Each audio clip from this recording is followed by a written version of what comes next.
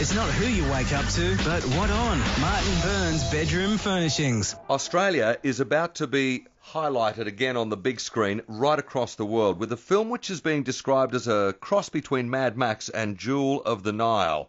Sounds good already, doesn't it? Well, do you remember the Red X trials from back in the 50s? Guys like Gelignite Jack Murray, tough Aussie blokes. Well, there's a writer and producer who's putting together a thing called Dust and Glory, and his name is Bobby Galinsky. He's with me on the phone. Hello, my friends. Hi, Cliff. How are you today? I'm well, and thank you for your time. It's nice to talk to you today, but let me get this out of the road first off. How does a boy from Sioux City, Iowa, a downhill slalom champion, even know about the Red X trials? Well, Sioux City, Iowa. Every country should have a town like Sioux City. I heard about it from my dad, who was over here after the war, about Gelignite Jack Murray, and I thought it was like the Easter Bunny or Santa Claus or any of those other fantasies. And when I moved here 18 years ago and found out it was a real story, I went berserk. It's like, the lost city of gold. And my business partner, Elizabeth Howard Jackman, gave me the book, and she had optioned the book, and I fell in love with it, and we embarked on this journey, to use an overused quote, to make this film. And it's going to be a little while down the track yet. I believe you're going to start shooting pretty soon, but you've got a big Australian cast in it. You had a big Australian cast in the previous production, Prey, and Simon West, who's just done a little thing called The Expendables Part 2 and Tomb Raider and various others, is on board to direct. Is that 100% locked in, Bobby? Yeah, Simon's locked in. We signed him last year, and we were just about ready to go, and we had a couple of investors fall out from the aftermath of what's really happened to a lot of investors around the world. So we're chasing a couple of dollars, but Simon's locked, and Expendables 2 is released in a week overseas in the 30th year, and he's absolutely excited about this picture. He wants to do a character-driven car film, and in fact, he had been on the Great Ocean Road just months before with his wife when he got the script, and it really was a serendipitous moment, so to speak.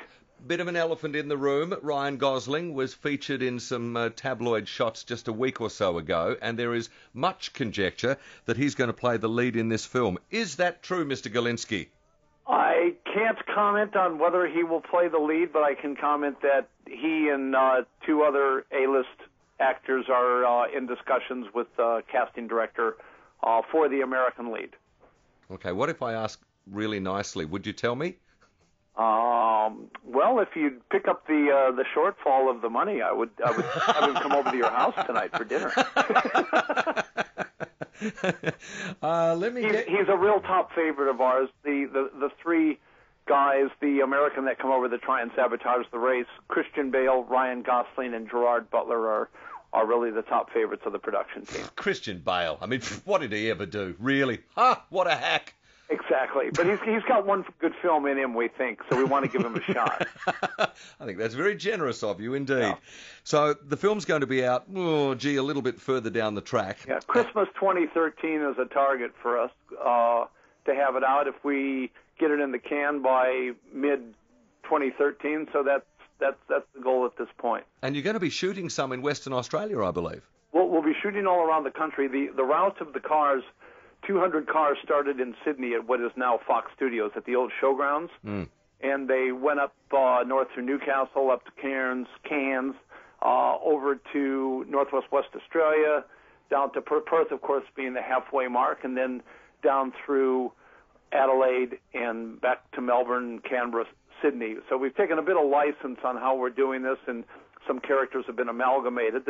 All the true characters like Jack Davey, the superstar of radio in the 50s, back in your day, Cliff. Hi-ho, everybody! Yes, exactly. Gelignite Jack, all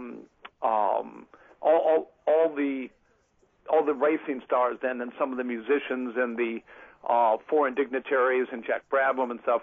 But we are taking some license. We are going to be shooting everywhere, and we have plans at this point to do quite some big segments out in WA, because that was the halfway mark, and there's a huge crisis point in the screenplay once they hit WA. Oh, looking forward to that. Bobby Galinsky, a joy to meet you, my friend, and hopefully we can do that when you're in Western Australia. Have a great day today. Thanks for being with us. Thanks, Cliff. And if somebody wants to check the website, it's dustandglory.com. That's it, and we'll put it up onto our Facebook page too, so you can check that out. Bobby Galinsky, that's an exciting project. And we've got some more showbiz news coming up here on Wake Up. Stay with us.